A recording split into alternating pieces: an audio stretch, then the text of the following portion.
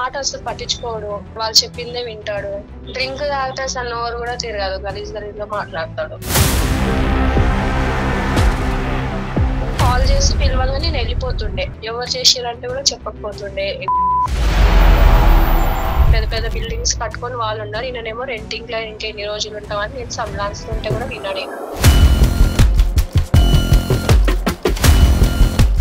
నమస్కారం కిరణ్ గారు. కాలే ఎక్స్పెక్ట్ చేయలేదు సార్. మీరు ఎలా ఎక్స్పెక్ట్ చేస్తారు?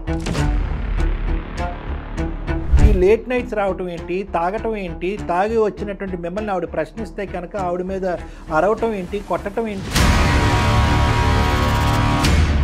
నేను తాగి రోడ్ల మీద వెళ్ళి పొరలట్లేదు సార్. జనరల్ నాలెడ్జ్ అంటే బయట ప్రపంచం తెలియదు సార్, ఆమెకు చదువుకోలేదు. ఆ అమ్మాయి పల్లెటూరు నుంచి వచ్చింది, తనకేమీ తెలియదు అంటున్నారు. మరి మీరు పట్టణంలో పెరుగుతున్నారు, నలుగురు మధ్య తిరుగుతున్నారు, మీరేం తెలివిగా ఆలోచిస్తున్నారు? ప్రతి విషయానికి అనుమానం పడుతుంది. ఆడపిల్లలతో మీకు ఫ్రెండ్షిప్లు ఏంటండి? ఈ రోజు ప్రపంచంలో ఆడమగ తేడలేదు ఫ్రెండ్షిప్ కి.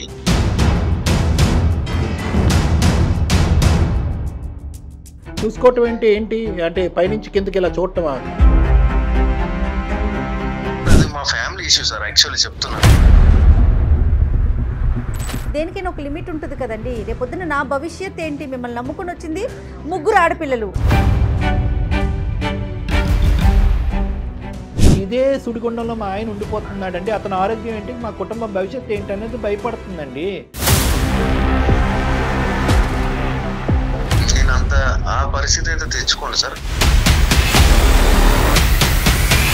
మాకేమీ టైం ఎక్కువయ్యో, లేదంటే మీ కాల్ తప్ప వేరే కాల్ లేకో, లేదంటే మీలాంటి బాధితులు లేకో మేము ఇంతసేపు మాట్లాడట్లేదండి.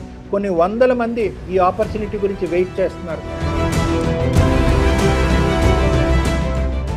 భార్య భర్త అన్న తర్వాత చిన్న చిన్న గొడవలు వస్తుంటాయి కదా, ప్రతి ఇంట్లో జరిగేదే కదా సార్. ఒకసారి కాకపోతే ఒకసారి అవుతుంది, కాంప్రమైజ్ అయితే మనకు కామన్ గా. మీకున్నటువంటి నలుగురు ఫ్రెండ్స్ ఇళ్లలో ఏదన్నా కామన్ ఏమో కానీ జనరల్ గా ఎక్కడ వినవండి.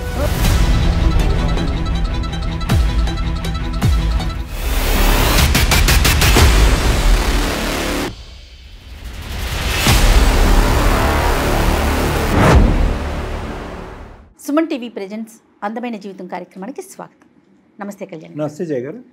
కోమలి అనే ఒక ఆవిడ మనకి మెయిల్ చేశారండి. కోమలి చాలా పెద్ద మెయిల్ పెట్టింది కళ్యాణ్ గారు. మొత్తం చూసాను నేను కూడా. సో పూర్తి డీటెయిల్స్ మనం ఆవిడతోనే మాట్లాడదాం. తప్పకుండా మేడం.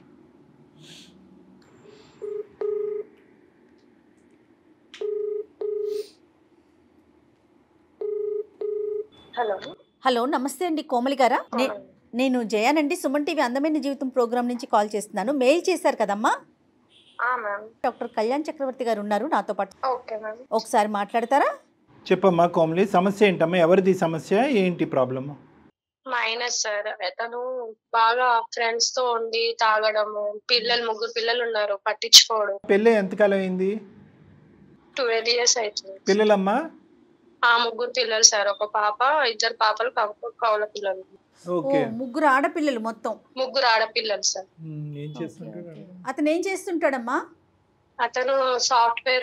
మీరేమన్నా చేస్తారా పిల్లల్ని చూసి? నేను హౌస్ వైఫ్. నా మాట అసలు పట్టించుకోడు, ఫ్రెండ్స్ వాళ్ళతోటే ఎక్కువ ఉంటాడు, వాళ్ళు చెప్పిందే వింటాడు. తన దగ్గర ఏదున్నా, డబ్బున్నా ఏదున్నా కూడా ఫ్రెండ్స్ కే పెడతాడు, ఇంట్లో పిల్లలని పట్టించుకోడు. వాళ్ళకి డబ్బులు ఇప్పియడము, వాళ్ళు తీసుకుంటారు, ఎగగొడతారు, వాళ్ళ డబ్బులు కూడా తినే కడతాడు. వాళ్ళకి ఖర్చులు పెట్టడమే కాకుండా అవసరానికి డబ్బులు కూడా ఇస్తా ఉంటాడు, మళ్ళీ తిరిగి అడిగి తీసుకోడు, ఈయననే కడుతూ ఉంటాడు. మాకేమో పిల్లలు ఉంటారు కదా, పిల్లలను పట్టించుకోడు, నన్ను పట్టించుకోడు, నేను చెప్తే కూడా వినడు. ఇప్పుడు ముగ్గురు ఆడపిల్లలు ప్లస్ మీరు నలుగురు, ఇంట్లో ఎన్ని ఖర్చులు ఉంటాయి, ఏది పట్టించుకోడా తల్లి? ఏది పట్టించుకోడు. ఆయన ఏదని చెప్తే కోపం వస్తుంది తనకి. ఇంతకుముందు బాగానే ఉంటుండే కానీ ఈ మధ్య బాగా ఏంటంటే ఫ్రెండ్స్ అన్నట్టే మైండ్ అంతా ఫ్రెండ్స్ మీదనే పెట్టిండు. సో ఇదంతా ఈ మధ్యనేనమ్మా? ఈ మధ్యన అంటే 12 years బట్టి కాదు, ఇప్పుడు ఈ మధ్య కాలంలో అనేది, ఈ మధ్య కాలం నుంచి అట్లా చేస్తున్నాడు. 6-7 years నుంచి ఏంటంటే పిల్లలు పుట్టాక తాగడము, ఇక నేనేమన్నా అడిగితే కోపం పడడం నా మీద. అర్థమైందమ్మా. కానీ ఈ ఫ్రెండ్స్ ఎలా పరిచయం అమ్మా? అంటే స్కూల్ ఫ్రెండ్సా, కాలేజ్ ఫ్రెండ్సా, ఆఫీస్ వాళ్ళ? చిన్నప్పటి నుంచి ఫ్రెండ్స్ అని చెప్తాడు. ఏమన్నా అంటే ఇంటికి వస్తారా వాళ్ళు? అమ్మ కోమలి, మీ ఇంటికి ఎప్పుడైనా వస్తుంటారా వాళ్ళు? వాళ్ళ ఇంటికి మీరు వెళ్ళటం? ఇంటికాడికి రాకపోతుండే కానీ కాల్ చేసి పిలవగానే నేను వెళ్ళిపోతుండే. ఎవరు చేసిరంటే కూడా చెప్పకపోతుండే. ఎక్కడ అంటే ఫ్రెండ్ ఫోన్ చేసిరని వెళ్ళిపోతాడు అంతే. ఇంట్లో కూడా టైం ఉండడు, అంటే ఎక్కువసేపు ఉండడు. అంటే ఈయన ఏం చేసిండంటే వేరే వాళ్ళకి అప్పు ఇప్పియడము, వాళ్ళు కట్టకుండా తెగ కొట్టేసే వరకు ఈయన కట్టుకుంటుండే. అప్పులో వచ్చి మా ఇంటి కూడా నిలబడము. మేము వాళ్ళేమో మంచిగా పెద్ద పెద్ద బిల్డింగ్స్ కట్టుకొని వాళ్ళు ఉన్నారు. ఈయనేమో రెంటింగ్ లో ఇంకెన్ని రోజులు ఉంటామని నేను సంలాస్తుంటే కూడా విన్నాడు. బాగా తాగుతాడు వాళ్ళ ఫ్రెండ్స్ తో పాటు. తను ఏంటంటే బంగారం ఉన్నా కూడా బంగారం కూడా తను అమ్మేసిండు తీసుకెళ్లి. ఫ్రెండ్స్ ఎవరన్నా అడిగితే వాళ్ళకి నా బంగారం పెట్టి వాళ్ళకి డబ్బులు ఇవ్వడము. వేరే అమ్మాయి కూడా ఫ్రెండ్ లాగా ఉండి తనకి కూడా డబ్బులు ఇప్పియడము. ఈయనకి అప్పులో వచ్చి ఇంటికాడ ఆగడం. సరే, అప్పులో వచ్చేసాక తర్వాత మీ డైలీ నీడ్స్ ఎట్లాగమ్మా? ఇప్పుడు నలుగురు ఉండాలి అంటే ఎన్ని ఖర్చులు ఉంటాయి, అవన్నీ ఎట్లాగా? లేవి పైసలు అవి అంటే లేవు అని అంటుండే ఇంట్లో. వాళ్ళవి కట్టినా వీళ్ళవి కట్టినా అన్నట్టు. ఈ ఫ్రెండ్స్, ఈ ఖర్చులు, ఈ డబ్బులు ఇవన్నీ కాకుండా మిగతా అన్ని అంశాల్లో మంచి భర్తేనమ్మా? అంటే మంచి భర్త, తండ్రా? అంటే ప్రేమగా చూసుకోవటం కానీ, మీకు ఏదైనా కష్టం వచ్చినా, ఏదైనా హెల్త్ బాగాలేకపోయినా? ఇంతకు ముందు బాగానే ఉండే, ఈ మధ్య అసలు పట్టించుకోవడమే లేదు. తను ఎవరికైనా డబ్బులు ఇచ్చినావా అంటే వీళ్ళకి లేడీస్ వాళ్ళ ఫ్రెండ్స్ ఉంటారు ఆడపిల్లలు, వాళ్ళకి ఇచ్చేస్తాడు డబ్బులు. వాళ్ళకి ఎందుకు ఇచ్చినావు అంటే నువ్వు ఎవరి అని అంటుండే నన్ను. నువ్వు వెళ్ళిపో, నువ్వు ఎవరిని అంటున్నావు ఆ మాట అని నన్ను రివర్స్ గా తిట్టడం. నేను వెళ్ళిపోతాను, నేను చనిపోతాను, ఉండు నువ్వే ఉండు, నా పిల్లలని తీసుకుని వెళ్ళిపోతా అంటే కొట్టడానికి వస్తుండే నా మీదికి. కొట్టడానికి వచ్చేవాడమ్మా, కొట్టేవాడా? కొట్టడానికి వచ్చేవాడు. Okay okay. డ్రింక్ తాగితే అసలు నోరు కూడా తిరగదు, గలీజ్ గలీజ్ గా మాట్లాడతాడు. అమ్మ, ఇప్పుడు ఇవన్నీ జరుగుతున్నాయి కదా, మరి ఇప్పటి వరకు ఎందుకు భరించి ఉంటున్నావు? తల్లిదండ్రులు ఎవరైనా కొద్దిగా ఇతనితో మాట్లాడి ప్రవర్తన మార్చే ప్రయత్నం చేశారా? ఎవరన్నా బాగా చెప్పిరు మమ్మీ వాళ్ళు కూడా. బాగా చెప్తే కూడా వాళ్ళు చెప్పిన వాళ్ళ ముందు బాగానే ఓకే అంటాడు, మళ్ళీ ఇంటికి వచ్చినాక అవే కథలు చేస్తాడు. అంటే మాకు చేయడానికి కారణం ఏంటమ్మా? మేము ఏ విధంగా నీకు సహాయపడగలం? తనకి నేను ఉండి భార్య పిల్లలను చూస్తా అంటే ఓకే, లేదంటే నేను వెళ్ళిపోతా అని చెప్పాను. ఓ, ఆల్రెడీ చెప్పారు మీరు. అంటే నేను వెళ్ళిపోతాను, ఇది నేను భరించలేను అని చెప్పడం ఇది ఫస్ట్ టైం? ఇంతకు ముందు కూడా ఫస్ట్ టైమా? ఓకే. అయితే ఏమంటాడు? పిల్లలను వదిలి వెళ్ళిపో అంటున్నాడు. మారకపోతే మీరు ఏం చేద్దాం అనుకుంటున్నారు నెక్స్ట్ స్టెప్? నా అంతలో నేను పిల్లలను చూసుకొని నేను ఉందామని. సో ఇంకా ఏకంగా రిలేషన్షిప్ కట్ చేసుకోవాలనుకుంటున్నారు? అదే, ఫ్రెండ్స్ ని వదలాలి, అలవాట్లు తగ్గాలి, ప్రవర్తన మారాలి. ఓకే ఓకే, సరేనమ్మా. అంటే జయ గారు ఏం చేద్దాం మరి ఒకసారి అతనితో ఏమైనా మాట్లాడదాం అంటారా? మీరేమంటారు డాక్టర్? Okay okay, sure. అంటే మళ్ళీ అతను ఎలా ఫీల్ అవుతాడో అసలే. ఈ టైంలో తాగి, అమ్మా ఏ టైంలో తాగుతాడమ్మా? నైట్ టైం తాగుతాడు సార్. పిల్లలు చిన్న ఉన్నారు సార్, ఒక పాప ఫస్ట్ సెకండ్ పిల్లలు కమల పిల్లలు ఉన్నారు. వెరీ బ్యాడ్ అమ్మా, చాలా రాంగ్ ఇన్ఫ్లుయెన్స్ ఉంటుంది పిల్లల మీద. ఇది చాలా బ్యాడ్ ఇన్ఫ్లుయెన్స్ పడుతుంది. కనీసం నాకు పట్టించుకోకుండా పిల్లల కన్నా పట్టించుకోవాలి కదా సార్. లోకంలో అందరి చేత మంచి అనిపించుకోవాలి, ఇంట్లో కుటుంబ సభ్యుల చేత చీ అనిపించుకోవటం ఏంటి? పిల్లలకి కనీసం స్కూల్ కాడ వదిలిరా అంటే కూడా నాకు టైం లేదు, నాకు పోయేది అనుకుంటా వెళ్ళిపోతూ ఉంటాడు. ఏ విషయానికి మీకు సపోర్ట్ లేడు? ఏ విషయానికి సపోర్ట్ ఉండడు. ఎప్పుడో ఒకసారి వదిలేసి వచ్చి నువ్వే పోయిరాపో అని మళ్ళా నన్నే తిడతాడు అనమాట. ఏం చదువుకున్నావమ్మా నువ్వు? Inter ma'am. అమ్మ, ఒకప్పుడు ఈ అబ్బాయి మనం మాట్లాడి ఏమైనా సముదాయించి, చూడమ్మా, తాగుడు అనేది వ్యసనం అయితే వదిలేయచ్చు, అంటే తీసేయచ్చు, నిర్మూలించవచ్చు. ఇంకోటి ఏదన్నా వ్యసనం ఉందంటే నిర్మూలించవచ్చు. మీ భర్తకి రకరకాల ఫ్రెండ్స్, మగాళ్ళు ఉన్నారు, ఆడవాళ్ళు ఉన్నారు, తాగుడు ఉంది, తాగుడు వచ్చి తాగి ఇంటికొచ్చి 3 పిల్లలు ఉన్నటువంటి బాధ్యత, అందులో 3 ఆడపిల్లలు ఉన్నటువంటి బాధ్యత కూడా లేకుండా అతను, అంటే నేను అందాక అన్నాను, ఈ డబ్బులు ఈ ఫ్రెండ్స్ కాకుండా ఏదైనా ఒక్క మంచి గుణం ఉందా తల్లి అంటే కనుక అన్నిటికీ 0 మార్కులు వేసాం. మరి ఇన్ని అంశాల్లో ఒక వ్యక్తి మారుతాడా అనేటటువంటిది మేము కూడా ఇక్కడ కూర్చొని, మేము దేవుళ్ళు కాదు, మేమే మాయలు మంత్రాలు చేయలేం. 12 సంవత్సరాల పాటు ఓపిక పట్టి 3 ఆడపిల్లల కంటే అదే ఒక ట్రీట్మెంట్. అతనికి చెప్తున్నాను, మనిషికి బాధ్యత భయం ఈ రెండు ఉంటే ఏ ట్రీట్మెంట్ అక్కర్లేదు. ఇతనికి బాధ్యత లేదు, భవిష్యత్తు మీద భయము లేదు, డబ్బుల దగ్గర జాగ్రత్త. బాగానే చెప్పినట్టు విన్నాడు సార్, మళ్ళా మధ్యలో ఏమైందేమో తనకి. ముందు బాగానే ఇంట్లో అది ఇది తెచ్చిస్తుండే చూస్తుండే, ఇక తర్వాత మధ్యలో ఫ్రెండ్స్ బాగా ఎక్కువ అయ్యేసరికి ఇక పట్టించుకోకుండా అయిపోయింది. ఇదంతా ఒక గ్రూప్ డైనమిజం మేడం. అంటే ఎలా ఉంటుంది అంటే కనుక చైన్ రియాక్షన్. చాలా సందర్భాల్లో మనం చూస్తూ ఉంటాం, ఇంటికి మందు తీసుకొచ్చి తాగేవాడిని ట్రీట్మెంట్ చేయటం చాలా ఈజీ. ఎక్కడికో వెళ్ళి 10 మందితో తాగినప్పుడు ఏమవుతుందంటే మనం కౌన్సిలింగ్ చేసి నాన్న ఇది కాదు ఇది తప్పు అంటే కనుక వాడు డబుల్ కౌన్సిలింగ్ చేస్తారు. 2-3 ఉంటారు అక్కడ, వాళ్ళు కౌన్సిలింగ్ చేస్తారు. వీళ్ళు కాన్స్టెంట్గా ఏంటంటే ఈ సోషల్ డైనమిక్స్ అంటే ఈ నలుగురు ఉండేటటువంటిది ఒక ఫ్యామిలీ కింద అయిపోతుంది. ఈ ఫ్యామిలీ సెకండరీ అయిపోతుంది. 600 అయినా 106 అయినా కూడా ఆ కుటుంబాన్ని కాపాడటానికి ట్రై చేస్తాడు, ఆ సో కాల్డ్ పెగ్గు కుటుంబాన్ని. ఈ కుటుంబం మర్చిపోతాడు. వాళ్ళు డబ్బులు అంటే డబ్బులు ఇస్తాడు, సినిమా కంటే సినిమాకి వెళ్తాడు, మందు పోయిరా నువ్వు ఖర్చు పెట్టుకోరా అంటే ఖర్చు పెడతాడు. వాళ్ళే సర్వస్వం, వాళ్ళే జీవితం అయిపోతుంది. ఎందుకంటే అతనికి ఇక్కడ ఉన్నటువంటి ఈ ఈక్వేషన్, నా భార్య నా పిల్లలు, ఇది టేక్ ఇట్ ఫర్ గ్రాంటెడ్. తాలిబట్టు కట్టేసాం, 3 ఆడపిల్లలు కనేసాం, వీళ్ళు ఎక్కడ పోతారు? అక్కడ డైనమిక్స్ పోతే కనుక ఫ్రెండ్షిప్ పోతుంది. పెగ్గేయటానికి పక్కన ఫ్రెండ్ ఉండడు. ఈ సిచ్యువేషన్ నువ్వు అనుకున్నంత మాకు ఈమెయిల్ పెట్టినంత అంత ఈజీ కాదమ్మా దీన్ని రెక్టిఫై చేయటం. ప్లాన్ బి అనేటటువంటిది కూడా నువ్వు పెద్దవాళ్ళతో కూర్చొని నువ్వు ఆలోచించుకోవాల్సినటువంటి అవసరం ఉంది. అంటే మేము మా వంతు ప్రయత్నం చేస్తాం, మాట్లాడతాం, అతను కనువిప్పు కలిగించే విధంగా మనం ట్రై చేద్దాం, లేదంటే కౌన్సిలింగ్కో లేదంటే రీహాబిలిటేషన్ యూనిట్కో పంపించేద్దాం, లేదంటే పెద్దవాళ్ళతో కూర్చుని నెక్స్ట్ స్టెప్ ఏంటి అని ఆలోచించుకోవాల్సిన కేసు అని నేను ముందస్తునే నీకు చెప్తున్నాను. జర మీరే చూసి దయచేసి మార్చండి సార్. సరేనమ్మా, సరే. తనకు కూడా అర్థం కావట్లేదు ఈరోజు. చూడండి ఇప్పుడు అందు గురించి మనం ఏమంటామంటే అమ్మ ఫైనాన్షియల్గా మీ కాళ్ళ మీద మీరు నిలబడండి, ఒకసారి ఆచితూచి అడిగేయండి. ఒక వ్యక్తిత్వం కరెక్ట్ కాకపోతే లైన్గా అదే పనిగా పిల్లల్ని కనకండి, బాధ్యతలు పెరుగుతాయి, బరువు పెరుగుతుంది. ఈరోజు మనం ఇంత ఈజీగా చెప్పేసాం కానీ ఎక్కడికి వెళ్ళి బతుకుతుందో ఆ 3 పిల్లల్ని తీసుకుని ఇంటర్మీడియట్ చదువుకున్నటువంటి ఒక ఆడపిల్ల.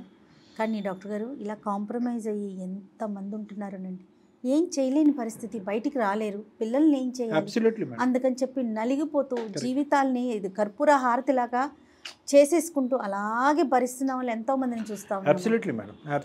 అలా ఒకసారి అతనితో మాట్లాడదాం, అసలు అతను ఎలా రియాక్ట్ అవుతాడో మాట్లాడాలంటేనే అనిపిస్తోంది, బట్ తప్పదు కాబట్టి మన దాకా వచ్చారు. మాట్లాడదాం. సరే అమ్మ, నువ్వు మాకు నంబర్ అన్న ఇయ్యి, లేదంటే నువ్వు కాల్ అన్న కలిపి ఒకసారి మాట్లాడేలో తీసుకుందాం. సార్ మీరే చేయండి, మీరు మాట్లాడండి. అమ్మ నెంబర్ పంపించు, నేను కాల్ చేస్తాను ఒకసారి ఆయనకి. మేడమే కలుపుతారమ్మా, నువ్వు లైన్లో ఉండు, నెంబర్ పంపించు. ఓకే, ఒక్క నిమిషం లైన్లో ఉండమ్మా. ఏ పేరమ్మా ఆయన పేరు? కిరణ్.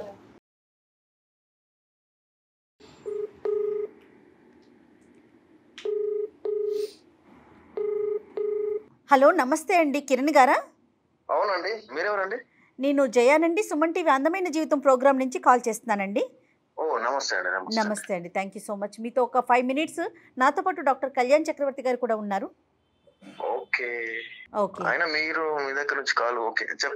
ఒక చిన్న ఇష్యూతో మీతో కాల్ చేశామండి, ఒకసారి డాక్టర్ గారు మాట్లాడతారండి.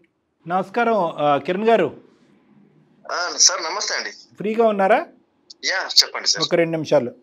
షూర్ సార్, చెప్పండి సార్. ఇప్పుడు కోమలి గారు అంటే మీ శ్రీమతి 12 సంవత్సరాల పాటు మీ జీవిత భాగస్వామి చాలా విచారకరమైనటువంటి బాధాకరమైనటువంటి ఒక ఈమెయిల్ పంపించారు.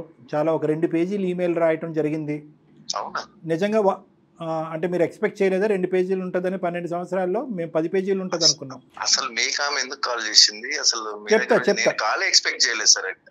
మీరు ఎలా ఎక్స్పెక్ట్ చేస్తారులేండి, మేము ఎవరు. ఇప్పుడు ఒకటి మేము ఇక్కడ ఏంటంటే ఎంతో సమస్య ఉంటేనే మేము కొన్ని ఈమెయిల్స్లోంచి ఒక ఈమెయిల్ పిక్ చేసుకుని కాల్ చేయటం అనేది జరుగుతూ ఉంటుంది.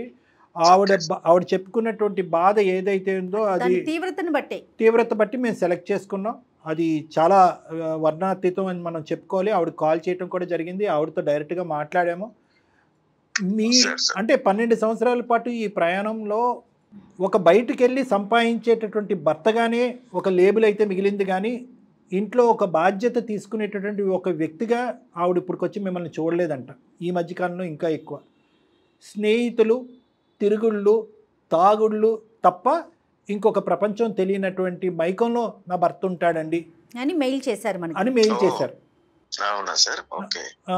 అందులో మేమేమి 1 సైడెడ్గా వినాలి అని అనుకోవట్లేదు, 1 సైడెడ్గా డెసిషన్ తీసుకోవాలని అనుకోవట్లేదు. ఆవిడ ఎంత నమ్మకంగా మాకు మాట్లాడినా ఆవిడ చెప్పేటటువంటి మాటలో other side of the coin చూడవలసిన బాధ్యత కూడా మాకు ఉంది. కాబట్టి మీ యొక్క వర్జన్ ఏంటి అనేది తెలుసుకోవడానికి మా ప్రయత్నంలో మేము ఈ కాల్ చేయడం జరిగిందండి. ఆవిడ కాన్ఫరెన్స్లో ఉందా మేడం? ఉన్నారండి. సరే, ఇంకొక మాట కూడా చెప్తానండి. ఆవిడ మ్యూట్లో పెట్టి మీకు కాల్ కలపడం జరిగింది. కాన్ఫరెన్స్ కాల్ ఇది. ఆవిడ కూడా బ్యాక్గ్రౌండ్లో ఉన్నారు. మీరు ఏమన్నా ఆవిడని అడగాలి అని అనుకుంటే కనుక ఒకసారి అడగచ్చు, తర్వాత మనం ప్రొసీడ్ అవుదాం. ఆమె ఇంతకి మీతో ఏం చెప్పింది సార్? నాకు తెలియదు. ఏం లేదండి, ఒకటి సింపుల్. ఆవిడ చెప్పేటటువంటి దాంట్లో ముఖ్యంగా ఏంటంటే స్నేహితులు తప్ప మీకు ఇంకో ప్రపంచం లేదు. స్నేహితుల గురించి ఎంత దూరం వెళ్తారు, వీళ్ళ గురించి ఒక 1 సెంటీమీటర్ దూరం కూడా రారు. ఇంట్లో బరువు బాధ్యత అనేటటువంటిది మీకు లేదు. బయట స్నేహితులతో స్పెండ్ చేయటం, లేటుగా ఇంటికి రావటం, అక్కడే డబ్బులు ఖర్చు పెట్టడం, అవసరం ఉంటే ఎవరికైనా డబ్బులు ఇవ్వటం, ఎక్కడ పడితే అక్కడ సంతకాలు పెట్టడం, ఇక్కడ అక్కడ అప్పులు చేయటం, డ్రింక్ చేయటం, సుఖపడటం. ఇది ఆవిడ కంప్లైంట్ సారాంశం. సార్ నేను ఇల్లు చూసుకోవట్లేదు అని అబద్ధం సార్. నేను ఇంట్లో చూసుకోకపోతే ఆమె ఎట్లా సర్వే అవుతారు sir? Point to be noted. ఇంకొకటి, స్నేహితులు అంటున్నారు అంటే నాకు ఒకప్పుడు, ఇప్పుడు ఆమెకి నాకు మ్యారేజ్ ఒక 12 years అవుతుంది. పిల్లలు ఉన్నారు. ఓకే, బిఫోర్ మ్యారేజ్ నాకు ఏంటి, చైల్డ్హుడ్ నుంచి నాకు ఉన్న దోస్తులంతా నా కోసం, నేను వాళ్ళ కోసం ఉన్నాను. నాకేం లేనప్పుడు వాళ్ళు ఉన్నారు సార్. నేను వాళ్ళ కష్టాల్లో ఉంటే చూడలేక నేను చేస్తున్నాను సార్. నేను ఇప్పుడు నేను సంపాదించుకుంటున్నా, డబ్బు ఏమైనా చేసుకుంటాను. ఆమెకి బాగా చూసుకోకపోతే కదా సార్ అడగాలి. చూసుకోవట్లేదు అనేది ఆవిడ ప్రాబ్లం అండి. చూసుకోవటం ఏంటి అంటే పైనుంచి కిందకి ఇలా చూడటమా? కాదుగా. మీరు బాధ్యత తీసుకుంటున్నారు, కష్టపడుతున్నారు, డబ్బులు సంపాదిస్తున్నారు. కానీ ఆవిడ ఈరోజు నిజంగా మీరు చూసుకుంటే, మనస్ఫూర్తిగా మీరు బాధ్యత తీసుకుంటే, ఈరోజు మాకు ఆ చాటబారుడు ఈమెయిల్ పెట్టడానికి ఎందుకంటే ఊరికనే పని పాటు లేక మా ఫ్యామిలీ ఇష్యూ సార్. యాక్చువల్లీ కరెక్టే కాదనట్లేదు. అడుగుతారు ఏంటంటే అది నా పర్సనల్ సార్. నేను నా ఫ్రెండ్స్ తో ఉంటారు, ఒకేషనల్లీ తాగుతాము. అట్లా నేను తాగబోతాను కాదు. నేను ఫ్యామిలీని చూసుకుని రోడ్డు మీద పడేయలేదు కదా సార్. నా ఇల్లు నేను చూసుకుంటున్నాను. నా ఫ్రెండ్స్, నేను దారిలో పోయేవారు ఎవరన్నా ఇబ్బందులు ఉంటేనే నేను చూడలేను. అలాంటిది నా ఫ్రెండ్స్ కష్టాల్లో ఉంటే వాళ్ళకి హెల్ప్ చేశాను సార్. ఇంకేమేం చెప్పిందో నాకు తెలియదు. వాళ్ళకి డబ్బులు ఇస్తాను, వాళ్ళనే పట్టించుకుంటాను అని చెప్పేసి అని అంటుంటారు. సరే పెద్దలు మీ అమ్మగారు నాన్నగారు చెప్పారు లేదో నాకు తెలియదు, కానీ ఇంటకెళ్ళి రచ్చగలవమన్నారండి. స్నేహితులు, సమాజం అనేటటువంటిది ఇంపార్టెంట్ కాదు అని అనట్లేదు. కష్టాల్లో ఉన్నటువంటి వాళ్ళకి సేవ చేయాలి, ఆదుకోవాలి, చేయూతనివ్వాలి, చెయ్యి అందించాలి అనేటటువంటి మాటకు మేము వ్యతిరేకలం కాదు. ఇక్కడ ఇంట్లో ఆవిడ బోరు నన్ను విలపిస్తూ, ఏమండి ఇంట్లో ₹1 మిగలట్లేదు, అప్పులు అయిపోతున్నాయి, ఇంటికి ఏది అంటే ఓకే ఖర్చులకి, ఇల్లు రెంట్లకి, వాటి గురించి ఆవిడ ఏం కంప్లైంట్ చేయట్లేదు. కానీ మిగతా బాధ్యతలు అంటే ఇంట్లో ముగ్గురు ఆడపిల్లలు ఉన్నారు, వాళ్ళని చూసుకోవాల్సినటువంటి బాధ్యత తన మీద ఉంది. డబ్బులు ఇలా విచ్చలవిడిగా డబ్బులు ఇవ్వట్లేదా? మీకు అప్పులు లేవా? మీకు ఎవరు పడితే వాళ్ళు డబ్బులు ఇవ్వలేదా? మీకు మధ్యలో షూరిటీ ఉండట్లేదండి. నేను షూరిటీ ఉన్న మాట వాస్తవం సార్. నేను నా ఫ్రెండ్స్ వాళ్ళ కోసం నేను చేశాను. సో నాకు లేనప్పుడు ఎవరైతే చేశారో వాళ్ళ కోసం నేను చేస్తున్నాను. కష్టాల్లో ఉంటే నేను ఆదుకుంటున్నాను. కరెక్టేనండి. అమ్మాయి గోల్డ్ అంతా తీసుకెళ్లి చిన్నప్పుడు ఎప్పుడో మీ ఫ్రెండ్స్ మీకు హెల్ప్ చేశారని చెప్పి ఇప్పుడు మీరు హెల్ప్ చేయటం, దేనికైనా ఒక లిమిట్ ఉంటుంది కదండి. రేపొద్దున నా భవిష్యత్ ఏంటి, మిమ్మల్ని నమ్ముకుని వచ్చింది ముగ్గురు ఆడపిల్లలు. చూడలేను మేడం. ఏమండి ఇక్కడ మీరు డబ్బులు ఇచ్చినటువంటి ఎంతమంది మీ ప్రాణ స్నేహితులు, ఎంతమంది మీకు తిరిగి ఇచ్చారండి డబ్బులు? ఎంతమంది మిమ్మల్ని మీరు అడగగలిగారు? ఎంతమంది మీకు తిరిగి ఇచ్చారు? మరి మీరు మేనేజ్ చేసుకునే లెక్కైతే నేను అడుగుతూనే ఉన్నాను సార్. నేను అడుగుతూనే ఉన్నాను, ఇచ్చే వాళ్ళు ఇస్తున్నారు. నేను ఇట్లా రొటేట్ చేసుకుంటా ఉన్నాను. నా ఇబ్బందులు నేను పడుతున్నాను సార్. నా శాలరీ నేను చూసుకుంటున్నాను, నా లైఫ్ నేను చూసుకుంటున్నాను. ఇక్కడ నా అనే పదం లేదు కదా సార్. ఇది ఇప్పుడు ఇదంతా ఒక కుటుంబానికి సంబంధించింది. మీరు సఫర్ అవుతే కనుక, ఈ ఫ్యామిలీ సఫర్ అవుతే కనుక, ఫ్యామిలీ నాదే కదా సార్. నేను ఆ ఫ్యామిలీలో మీ ఫ్యామిలీ కదా. కిరణ్ గారు ప్లీజ్ అండి, ఫ్యామిలీ మీది కాదు, మీతో పాటు ఆ అమ్మాయి ఉంది, 3 పిల్లలు ఉన్నారు. మీకు ఒక నొప్పి వస్తే ఆ నొప్పి ఆ అమ్మాయికి కూడా, మీకు ఒక సంతోషం కలిగితే ఆ సంతోషం తనకి కూడా. ఎట్ ద సేమ్ టైం తనకి సంతోషం వచ్చినా బాధ వచ్చినా ఆ బాధ సంతోషం రెండు ఇద్దరం షేర్ చేసుకోవటానికే కదండి వైఫ్ అండ్ హస్బెండ్. మీరు చేసేటటువంటి తప్పు అని మేము అనట్లేదు, కానీ ఆలోచించి చేయండి, ఆలోచనతో అడుగేయండి అని అంటున్నాం. ఇక్కడ 2 అంశాలు. ఒకటి, ఈ డబ్బులు ఇవ్వటాలు, ఈ షూరిటీ సంతకాలు పెట్టాలు మీరు మీ నోటు వెంటే మీరు చెప్పారు. ఆ అమ్మాయి మాకేం చెప్పటం కాదు. ఇక్కడి నుంచి అక్కడి నుంచి ఇక్కడ మొత్తం రొటేషన్ చేస్తూ ఉంటానండి. నా బాధలు ఏదో నేను పడతాను కదా, వాళ్ళకైతే తిండి పెడుతున్నాను కదా, ఇల్లు పెడుతున్నాను కదా అంటే ఇది మీరు క్రాస్ సెక్షనల్గా చూస్తున్నారు. ఈరోజు రేపట్లో ఆ అమ్మాయి ఇంట్లో ఉండి ఆ 3 ఆడపిల్లలను చూస్తూ దీర్ఘకాలికంగా చూస్తుంది. ఈ అప్పులు ఇలా గుడిబండగా మారి ఒక పెద్ద కొండగా అయిపోయి దిక్కుతోచినటువంటి పరిస్థితి వస్తే కనుక ఆదుకునేవాడు ఎవరు? మీ నోటి వెంట మీరు చెప్పారు, పట్టుమని 100 మందికి అప్పిస్తే 10 మంది కూడా తిరిగి మీకు ఇవ్వట్లేదు. ఈ విషయం అయితే కరెక్టే సార్. కాకపోతే అంటే నాకు ఈ రోజు కాకపోతే రేపు రిటర్న్ వస్తాయి అనే నమ్మకంతో నాకు ఇప్పుడున్న నేను ఇవ్వగలిగే స్థితిలో ఉన్నాను కాబట్టి నేను ఇస్తున్నాను సార్, వాళ్ళకి సహాయం చేస్తున్నాను. మళ్ళీ నాకు అది అంతకు మించి కాదండి, ఇచ్చేటటువంటి పొజిషన్ లో ఉన్నారు. రేపొద్దున మీరు అడిగేటటువంటి పొజిషన్ లోకి వెళ్ళారే అనుకుందాం, దురదృష్టం కొద్దీ ఇచ్చేవాడు ఒక్కడైనా ఉంటాడండి ఈ 10 మందిలో? అది మీ భార్య ఆలోచించేది. ఇస్తారా? మీరు మీకు ఇస్తే చాలు సార్. ఈ మొండి వైఖరి వదిలేసేయండి సార్ ప్లీజ్. మేమేం మీ స్నేహితులను వదిలేమనట్లేదు. మీరేమో వచ్చి మీ స్నేహితులు వచ్చి చేయి చాచినా కూడా అరే పోండ్రా అనేటటువంటి మాట మిమ్మల్ని అనట్లేదు. సరే, కాసేపు దీన్ని పక్కన పెడదాం. ఈ లేట్ నైట్స్ రావటం ఏంటి, తాగటం ఏంటి, తాగి వచ్చినటువంటి మిమ్మల్ని ఆవిడ ప్రశ్నిస్తే కనుక ఆవిడ మీద అరవటం ఏంటి, కొట్టడం ఏంటి, ఈ అలవాట్లు ఏంటి సార్? మరి దీన్ని ఏమంటారు సార్? తాగడము అంటే నేను తాగి రోడ్ల మీద వెళ్ళి బొరలట్లేదు సార్. వద్దులేండి, అంత ఎక్స్ట్రీమ్ గురించి మేము మాట్లాడట్లేదు. లేదు సార్, నేను ఉండే టెన్షన్స్ నాకుండే పరిషన్స్ ఉంటాయి కాబట్టి నేను కొంచెం ఆ బాధల్ని తట్టుకోవడం కోసమో, మర్చిపోవడం కోసమో, రిలాక్సేషన్ కోసమో నేను ఫ్రెండ్స్ తో కలిసి తాగడము అది కామన్ గా జరిగేదే కదా సార్ బయట ప్రపంచంలో. ఆమెను కొట్టట్లేదు, ఆమెను ఎప్పుడైనా కొట్టానని అసలు ఏనాడు కొట్టలేదు, బాగానే చూసుకుంటాను. భార్య భర్త అన్న తర్వాత చిన్న చిన్న గొడవలు వస్తుంటాయి కదా. చిన్నగా ఆవిడ అనుకోవట్లేదండి, చిన్నగా ఇద్దరు అనుకుంటే అసలు గొడవే లేదు. ప్రతి ఇంట్లో జరిగేదే కదా సార్. ఒకసారి కాకపోతే ఒకసారి అవుతుంది, కాంప్రమైజ్ అయితే అది కామన్ గా. మీకున్నటువంటి నలుగురు ఫ్రెండ్స్ ఇళ్లలో ఏదన్నా కామన్ ఏమో కానీ జనరల్ గా ఇంత రెస్పాన్సిబిలిటీ ఉండాలండి. ఇప్పుడు మీరు మార్నింగ్ లెగాలి, మీ హెల్త్ మీరు చూసుకోవాలి, ప్రతిరోజు ఇదే పనిగా ఉంటే కనుక ఎలా పరిస్థితి ఏంటి, దానికి అయ్యేటటువంటి ఖర్చు ఏంటి? వాళ్ళకు కూడా మీరే ఖర్చు పెడతారంట, అది కూడా నిజమేనా? ఈ అయ్యేటటువంటి రోజువారి ఖర్చు, తాగుడికి అయ్యేటటువంటి ఖర్చు కానీ, లేదంటే మా భాషలో పార్టీలు అంటూ ఉంటాం, వీటికి రోజు పార్టీలు ఇచ్చే అంత కోటీశ్వర్లం కాదు కదా సార్. ఉన్నంతలో ఒకసారి వాళ్ళు ఒకసారి నేను, అది కామన్ గా నడుస్తూ ఉంటుంది సార్ అప్పుడప్పుడు. సార్, మీరు సంపాదించేటటువంటిది, మీరు ఖర్చు పెట్టేటటువంటిది, ఈ రెండు బ్యాలెన్స్ అవుతున్నాయా లేదా మైనస్ లో ఉన్నారా ప్లస్ లో ఉన్నారా? ఇది ఒక్కటి చెప్పండి, ఫిగర్లు మాకు అక్కర్లేదు. దాని మైనస్ లోనే ఉన్నాను అని చెప్తాను నేను. సో ఈ మైనస్లు ఎలాగా, ఈ భారాన్ని ఎలాగ మీరు క్లియర్ చేయాలి అని అనుకుంటున్నారు? చిన్న వయసు, ఇప్పుడిప్పుడే సంపాదన స్టార్ట్ అయ్యింది, ఏదో ₹1 సేవ్ చేసుకుంటే అది మీకు మీ పిల్లల యొక్క అదృష్టం అని మనం అనుకోవాలి. ఈ మైనస్ని ఎలా క్లియర్ చేద్దాం అనుకున్నారు? అసలు ముందు చూపు ఉందా? ముందు ఆలోచించగలుగుతున్నారా మీరు? నేనైతే మాత్రం మీరు ఎంత తప్పుగా అనుకున్నా కూడా తాగుబోతు అనే మాట నేను వాడిన, కానీ చాలా వరకు మీరు ఆ స్ట్రీమ్లో కొట్టుకుపోతున్నారు. తొందరలోనే ఆ పదాన్ని వాడేటటువంటి అవసరం పడుతుందేమో అని నాకు అనిపిస్తుందండి.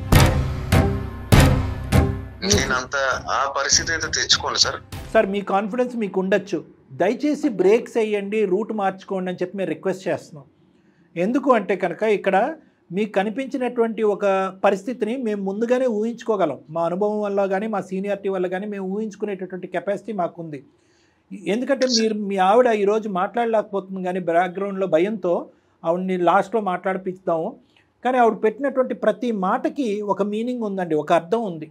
ఆ అర్థం ప్రస్తుతానికి ఇప్పుడు జరిగేటటువంటి అంశం కాకపోయినా ఫ్యూచర్లో ఖచ్చితంగా ఆ పరిస్థితి రావచ్చు అనేటటువంటి దానికి ఆ అమ్మాయి చెప్పేటటువంటి మాటల్లో ఒక మీనింగ్ ఉంది. సార్, ఆవిడ ఇంట్లో ఉంటుంది కాబట్టి ఆమెకి జనరల్ నాలెడ్జ్ అంటే బయట ప్రపంచం తెలియదు సార్. ఆమె ఎక్కువ చదువుకోలేదు, ఆవిడకి తక్కువ తెలుసు, అతివృష్టి అనావృష్టి మీకు ఎక్కువ తెలిసిపోయింది. కానీ జీవితాన్ని చూస్తుంది కదండి, ప్రతి ఒక్కటి చదువుతోనే అవదండి. 3 ఆడపిల్లల్ని పెట్టుకొని తనకు మీరు ఏదో తూతూ మంత్రంగా నేను చూస్తున్నానని తినడానికి తిండి వేసుకోవడానికి బట్టలు ఇస్తే సరిపోతుందా అండి? మేడం, ప్రతి విషయానికి అనుమాన పడుతుంది మేడం.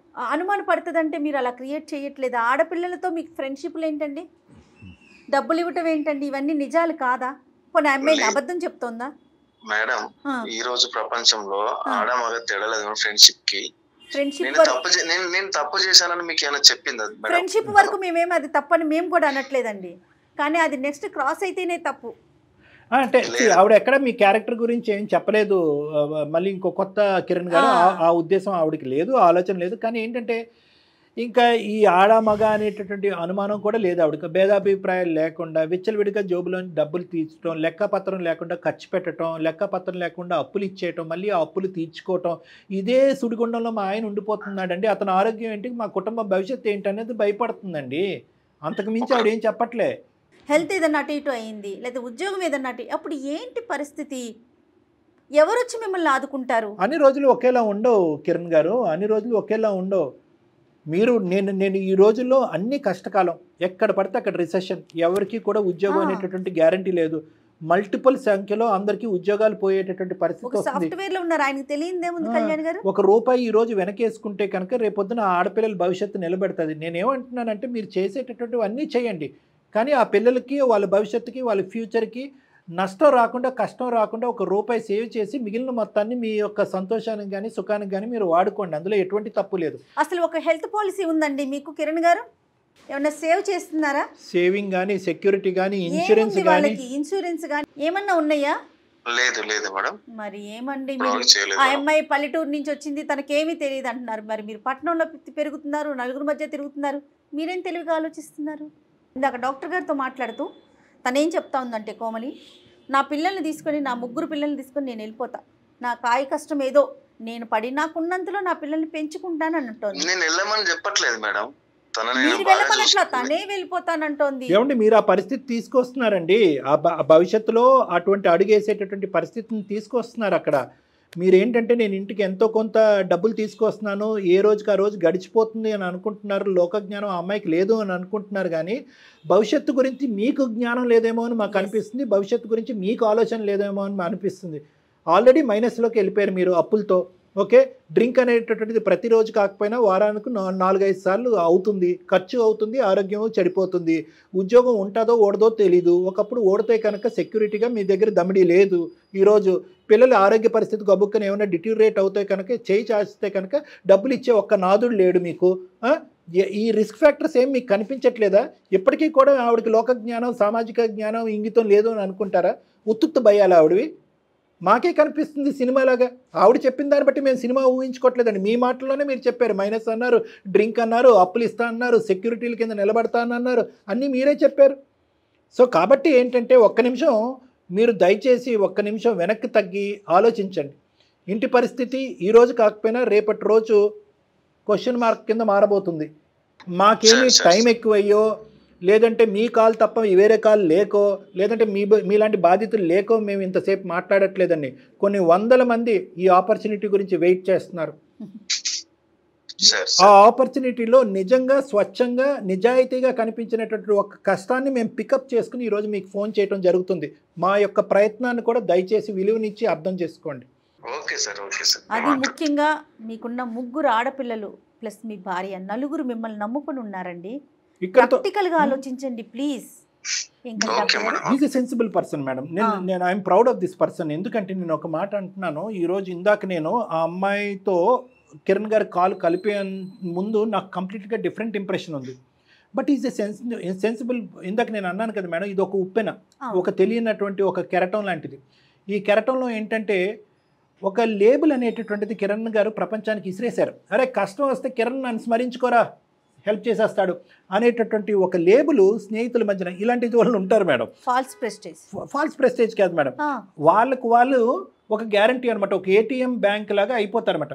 ఇప్పుడు కిరణ్కి ఎలాంటి ఒక థ్రెషోల్డ్, ఒక గీత గీసేసుకుంటే ఉంటే ఎక్స్ అనేవాడికి ఇచ్చాను, వై అనేవాడికి ఇవ్వకపోతే కనుక మన గురించి చెడు ప్రచారం జరిగిపోద్దేమో. ఎప్పుడు కూడా దానవీర సూర కర్ణలాగా నేను ఏదోటి ఇవ్వటమే తప్ప లేదు అని చెప్పి మాత్రం నేను చెప్పకూడదు ఆ నేముని కాపాడుకోవాలి. కష్టాలు వచ్చినప్పుడు కిరణ్ గాడి తలుపు తడితే కనుక కిరణ్ గాడి ఎంతన్నా ఎక్కడి నుంచి అన్నా తల తాకట్టు పెట్టుకున్న తీసుకొస్తాడనే లేబుల్ కాపాడుకునేటటువంటి ప్రయత్నం కిరణ్ కొట్టుకుపోతున్నాడు. ఈ కెరటానికి బ్రేక్ పడాలి. ఇది ఒక తెలియనటువంటి ఒక ఇన్ఫెక్షన్ లాంటిది. అతను ఆ నేమ్ కాపాడుకునేటటువంటి ప్రయత్నంలో ఇక్కడ కుటుంబం మునిగిపోతున్నా కూడా అతనికి అర్థం కానటువంటి పరిస్థితి. ఎంత డేంజర్ కదా డాక్టర్ గారు, చాలా డేంజర్ మేడం. తను నిజంగా ఎక్స్ప్రెస్ చేయలేకపోతుంది, కానీ మెయిల్ మీరు చూసారుగా. అవును మేడం, ఎంత తీవ్రంగా ఎంత బాధతో పెట్టిందంటే. అమ్మ కోమలి వింటున్నావా తల్లి? వింటున్నాము. మరి చెప్పమ్మా నీ బాధ ఇప్పుడైనా ఎక్స్ప్రెస్ చేయదల్లి. ఒక 2 మాటల్లో చెప్పమ్మా. నువ్వు అడగంది అమ్మ కూడా అన్నం పెట్టదమ్మా. నువ్వు నీ బాధ ఏంటి అనేది టైపింగ్ లో చూపెట్టిన స్పీడ్ ఇక్కడ మాటల్లో చూపెట్టకపోతే ఎవరికి అర్థం అవుతుంది? ఇది మా బాధ, మా గోడ, ఇది మేము ఎలా విలపించుకుంటాం. నేను ఇలా బాధపడుతున్నానని చెప్పి అతనికి అర్థమే. అతనికి నీ మాటలన్నీ నీ ఈమెయిల్లో రాసినవన్నీ విడమర్చి చెప్పేటప్పటికి అవును సార్ నిజమే అని అట్లీస్ట్ ఒక 2 మాటలు అన్నాడు మీ ఆయన ఫోన్ పెట్టేయకుండా. మరి ఇదే నువ్వు విలపించుకుని నువ్వు మాట్లాడుకుంటే ఈ 12 సంవత్సరాల్లో ఈ కథ ఎప్పుడో కంచికి చేరుండేది. ఆయనకి చెప్తూనే ఉంటా సార్, తను వినలేడు. వినలేడు. నువ్వు ఎత్తుక్కుని అటకమేయించి ఒకటి బీరువాలోంచి 2 మాటలు తీయి, అతను వింటాడు. నీ బాధ, నీ కడుపులో ఉన్న బాధ, అతనికి బాధ్యత లేదు, భయం లేదు అని ఇంతకాలం కొట్టుకుపోయాడు అని చెప్పి కుటుంబం పిల్లలు అంటే ప్రేమ లేదని కాదు. స్టార్టింగ్లో నువ్వు చెప్పిన వర్జన్ వింటే కనుక అమ్మో ఇతను అన్ని రకాల అలవాట్లు ఉన్న మనిషి, ఇతను మార్చలేము, ఒకప్పుడు ఇతను వీలు కాకపోతే ఇంకో స్టెప్ తీసుకోమ్మా అంది. అతను ఈజ్ ఎ సెన్సిబుల్ పర్సన్. ఒకసారి కిరణ్ గారు థ్యాంక్ యూ అండి నిజంగా. ఎందుకంటే ఈరోజు మీరు నేనెందుకు మాట్లాడాలి, మా పర్సనల్ ఇష్యూలో మీరెవరు, నా అప్పో సప్పో నేను చేసుకుని నా కుటుంబాన్ని నేను కాపాడుకుంటాను మీరెవరు అనేటటువంటి ప్రశ్న ఇనీషియల్గా అడిగినా కూడా నేను మాట్లాడిన తర్వాత ఒక 50 to 60% మీకు కనువిప్పు కలిగింది అనేటటువంటి భావనలో నేను ఉన్నాను. నా భావన నిజమా అబద్ధమా? నేను ఆలోచిస్తాను సార్, నేను ఆలోచిస్తాను. థ్యాంక్ యూ అండి. నా గురించి ఆలోచించకండి సార్, మా టీం గురించి అసలు ఆలోచించకండి, మీ ముగ్గురు ఆడపిల్లల గురించి ఆలోచించండి ప్లీజ్. తప్పకుండా మీ ముగ్గురు ఆడపిల్లల గురించి ఆలోచించండి, నా లైఫ్ గురించి భవిష్యత్తు గురించి ఆలోచిస్తాను సార్ మీరు చెప్పినందుకు. ఒక్కసారి మీరు మీ శ్రీమతి గారు ఒక్కసారి నా క్లినిక్కి రండి, లేదంటే 1-2 సార్లు రండి, ఒకసారి మళ్ళీ కూర్చుందాం, మాట్లాడుకుందాం, ఎక్కడ గాడి తప్పింది అనేటటువంటిది, ఈ ప్రయాణం ఎక్కడ గాడి తప్పింది అనేది ఒక్కసారి మళ్ళీ స్మరించుకుందాం, ఒకసారి ఆలోచించుకుని ఈ ప్రయాణాన్ని మళ్ళీ గాడిలో తీసుకెళ్దాం.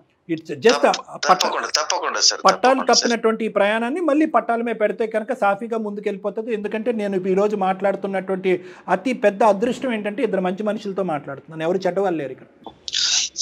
అమ్మాయి కూడా ఏదైనా తెలిసి తెలియక తప్పులు మాట్లాడినా కూడా మీరు డాక్టర్ గారి దగ్గరికి వస్తే మొత్తం ఆయన క్లియర్ గా మాట్లాడి మార్చే ప్రయత్నం చేస్తారండి. ఓకే, తప్పకుండా మేడం. నాకు తెలిసి తెలియక ఏదైనా మాట్లాడి ఉండొచ్చు, నేను ఒకసారి మాట్లాడతాను మేడం, ఇంటికి వెళ్ళాక మాట్లాడి ఒకసారి కలుస్తాను మేడం.